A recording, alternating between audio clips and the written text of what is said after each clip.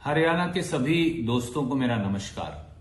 खट्टर सरकार, दुष्यंत चौटाला सरकार एक बार फिर हरियाणा के नौजवानों के साथ भद्दा खिलवाड़ कर रही है। हरियाणा के सीएम ट्वीट करके झूठी वाहवाही लूट रहे हैं, परंतु पीजीटी और टीजीटी अध्यापकों की पोस्ट को कौशल निगम से भरकर, वो भी बगैर किसी क्राइटेरिया के, बगैर किसी मापदंड के, बगैर मेरिट को डिस्क्लोज किए, एक बार फिर इस पूरी भर्ती प्रक्रिया पर भी और नौजवानों के भविष्य पर भी प्रश्न चिन्ह खड़ा कर रखा है।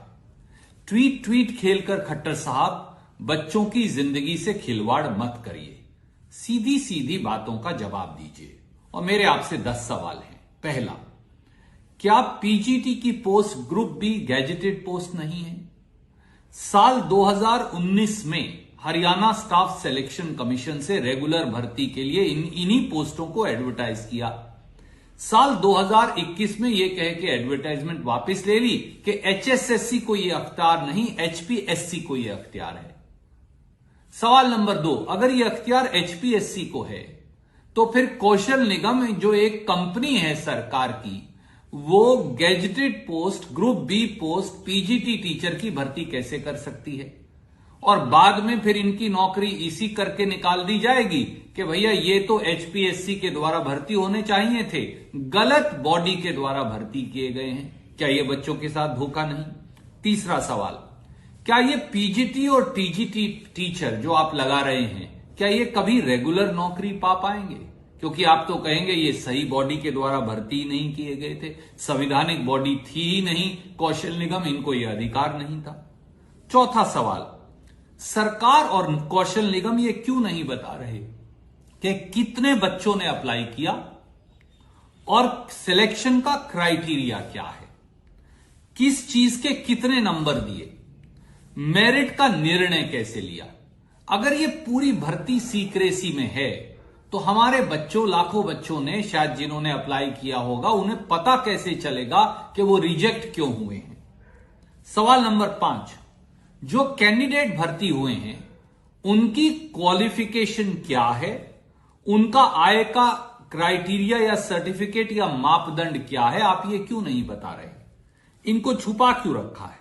ताकि कोई बच्चा जो पास नहीं हो पाया वो कंपेयर कर सके कि सिलेक्ट होने वाले बच्चे के मार्क्स उससे ज्यादा थे, कहीं मुझसे कम मेरिट के बच्चों को तो भर्ती नहीं कर लिया गया घालमेल करके, जैसा आप एचपीएससी, एचएसएससी में करते आए हैं।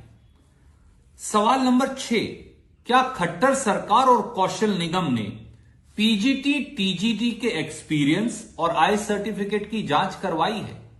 क्या परिवार पहचान पत्र में भर्ती हुए बच्चों की आय आपके मापदंड से अधिक तो नहीं है? क्या सैकड़ों शिकायतें इस बारे में आपको प्राप्त नहीं हुई? तो आपने उनका क्या किया? सवाल नंबर 7, क्या कौशल निगम द्वारा की गई इस भर्ती में पीजीटी, टीजीटी टीचर की अनुसूचित जाति और बैकवर्ड क्लास, एससी बीसी का आरक्षण दिया गया है? कौशल निगम में आरक्षण क्यों नहीं दिया गया? क्या संविधान में जो सम्मत आरक्षण है उसको कौशल निगम, जो सरकार का निगम है, रिजेक्ट कर सकता है? सवाल नंबर 8, क्या रेगुलर टीजीटी और पीजीटी टीचर आने पर इन सारे 4000 के करीब बच्चों को जो आपने भर्ती किए हैं टीचर, इनको आप हटा देंगे? सच्ची बात यह है कि ये सारे सवाल इसलिए उठ रहे हैं कि एक झुंझुना आपने इन बच्चों को थमा दिया। जैसे क्लर्क की भर्ती में बाद में कहा कि तुम्हारे सर्टिफिकेट वाजिब नहीं थे, उन्हें निकाल दिया, बाद में आप इन बच्चों को भी निकाल देंगे।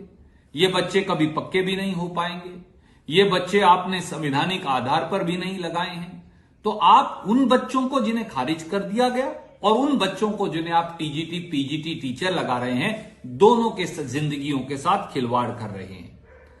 इसमें केवल और केवल युवाओं का शोषण होगा और ठेके पर लगे इन बच्चों का भी जो भविष्य है वो अंधकार में चला जाएगा।